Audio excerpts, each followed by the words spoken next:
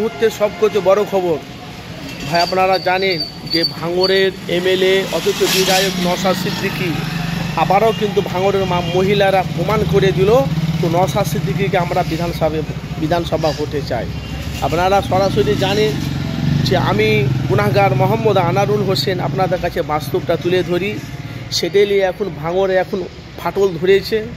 এখন নওশাদের বিরুদ্ধে কোনো এক পীরজাদা দাঁড়াবে বিধানসভা ভোটে তৃণমূলে প্রার্থী হয়ে। তো এরা বলছে 3 বছর নওশাদ সিদ্দিকী ভাঙড়ে যা করেছে, এই ভাঙড়ের মা বোনেরা মহিলারা কেউ কিন্তু এই ঋণ কিন্তু শোধ করতে পারবে না। নওশাদ সিদ্দিকী যা বাংলায় করেছে, আবার কিন্তু 2026-এ বিধানসভা ভোটে সেই মহিলাদের বিশাল বড় একটা সমাবেশ, একটা মিছিল হয়েছে।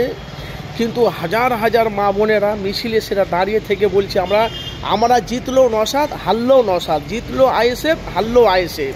তাহলে এখানে বুঝতে পারা গেল ভাঙড়ের মানুষ, ভাঙড়ে যদি কেউ দাঁড়ায় তো নওশাদের কাছে কেউ টিকতে পারবে না, তাকে আমরা পরাজিত করব,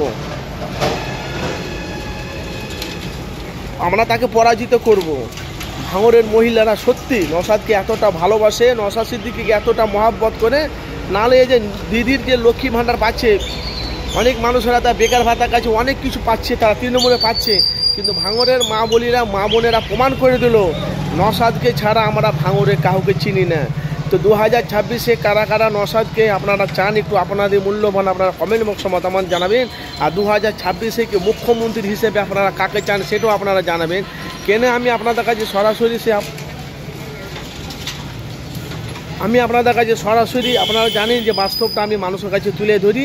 তাহলে ভাঙড়ের মা বোনেরা মহিলারা তারা কিন্তু সরাসরি নওশাদ সিদ্দিকীকে চাইছে। নওশাদকে আমরা জিতাবো বিধানসভা ভোটে। আরও সব মানুষেরা তারা বলছে মুখ্যমন্ত্রী হিসেবে কাকে চয়েস করবে সেটা জনগণ, সাধারণ মানুষ তারা বিচার করবে বিধানসভা ভোটের পরে। আপনাদের মতামত জানাবে নওশাদ সিদ্দিকী ভাঙড়ের মানুষ কতটা ভালোবাসে মা বোনেরা, অবশ্যই কমেন্ট বক্সে মতামত জানাবে।